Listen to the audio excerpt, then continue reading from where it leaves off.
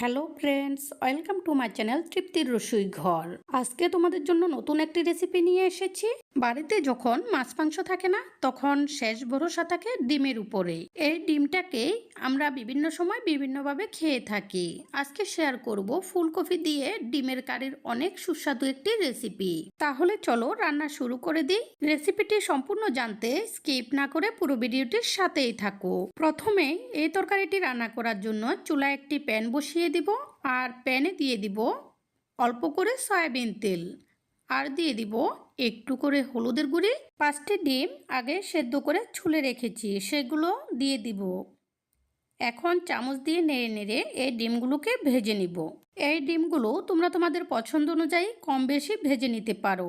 এগুলো ভাজি হয়ে গেলে আমি কড়াই থেকে নামিয়ে নিব আর কড়াইয়ে দিয়ে দিব আরও একটু সয়াবিন তেল। তেলটা ভালোভাবে গরম হলে মাঝারি সাইজের একটি ফুলকপি ভালোভাবে পরিষ্কার করে টুকরা করে আধা ঘন্টা সময় পর্যন্ত জলে ভিজিয়ে রেখেছি।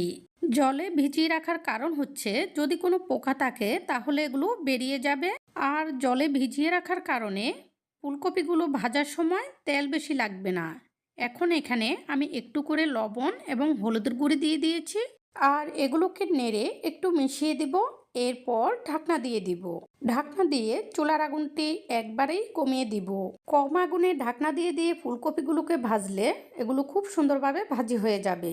মাঝখানে ঢাকনাটি তুলে তুলে একটু নেড়ে দিতে হবে, না হলে পুড়ে যাবে। এভাবে ভাজি করলে ফুলকপিগুলো খুব সুন্দরভাবে ভাজি হয়ে যাবে আর হালকা সেদ্ধ হয়ে যাবে। এভাবে কিছুক্ষণ ভাজার পর দেখো ফুলকপিগুলো খুব সুন্দরভাবে ভাজি হয়ে গেছে। এখন এগুলোকে আমি কড়াই থেকে নামিয়ে নিব। এরপর আবার কড়াইয়ে দিয়ে দিব পরিমাণ মতো সয়াবিন তেল। তেলটা ভালোভাবে গরম হলে এখানে ফোড়ন দিয়ে দিব। ফোড়নে দিয়ে দিব কিছু তেজপাতা আর কিছু সাদা জিরা। এগুলো ভাজি হয়ে ব্রাউন কালার হয়ে গেলে আর সুন্দর সুগন্ধ বের হলে এখানে দিয়ে দিব বড় সাইজের একটি পেঁয়াজ গ্রেট করে রেখেছি সেইগুলো। এখন এই পেঁয়াজটিকে নেড়ে কিছুক্ষণ ভাজবো। আর এখানে একটি রিকোয়েস্ট রাখি, তোমরা যারা আমার চ্যানেলে নতুন, ঘরোয়া সকল ধরনের রান্নার সহজ এবং সুস্বাদু রেসিপিটি পেতে আমার চ্যানেলটি সাবস্ক্রাইব করে রেখো। আর যারা আগে সাবস্ক্রাইব করে রেখেছো তাদের জন্য অনেক ভালোবাসা। এই পর্যায়ে পেঁয়াজগুলো ভাজি হয়ে ব্রাউন কালার হয়ে গেলে এখানে দিয়ে দিব একটি রসুন এরকম গ্রেট করে রেখেছি সেইগুলো। এখন এগুলোকে নেড়ে কিছুক্ষণ ভাজবো।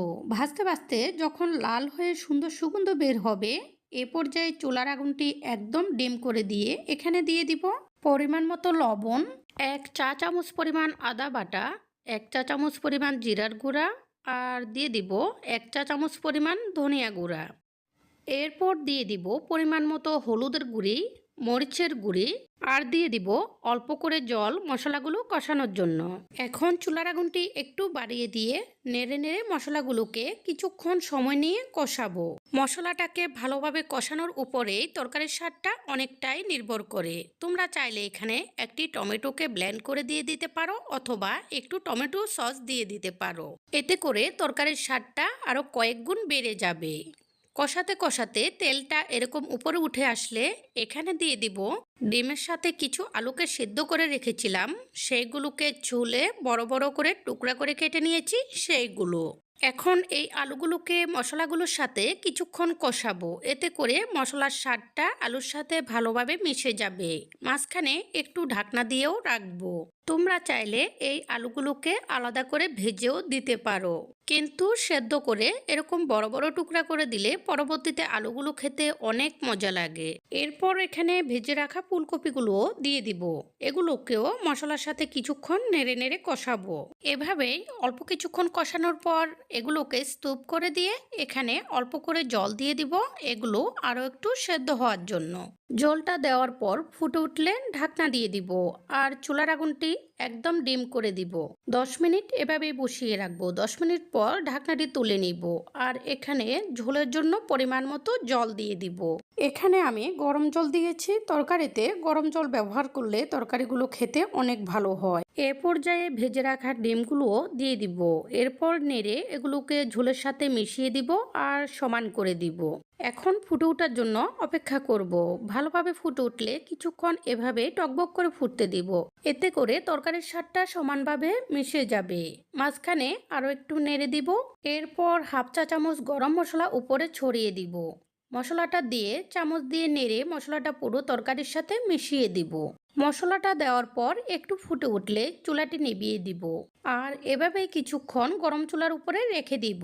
কিছুটা ঠান্ডা হলে এই তরকারিটি পরিবেশনের জন্য সম্পূর্ণ প্রস্তুত হবে। তোমরা রেসিপিটি অবশ্যই ট্রাই করে দেখবে, কথা দিচ্ছি খেয়ে ভীষণ মজা পাবে। যদি রেসিপিটি পছন্দ হয়ে থাকে অবশ্যই লাইক, কমেন্ট এবং সাবস্ক্রাইব করে সাপোর্ট করবে। এই বলে আজকের মতো এখানেই বিদায় নিচ্ছি। পরবর্তীতে চলে আসবো নতুন কোনো রেসিপি নিয়ে। সেই পর্যন্ত সবাই ভালো থেকো।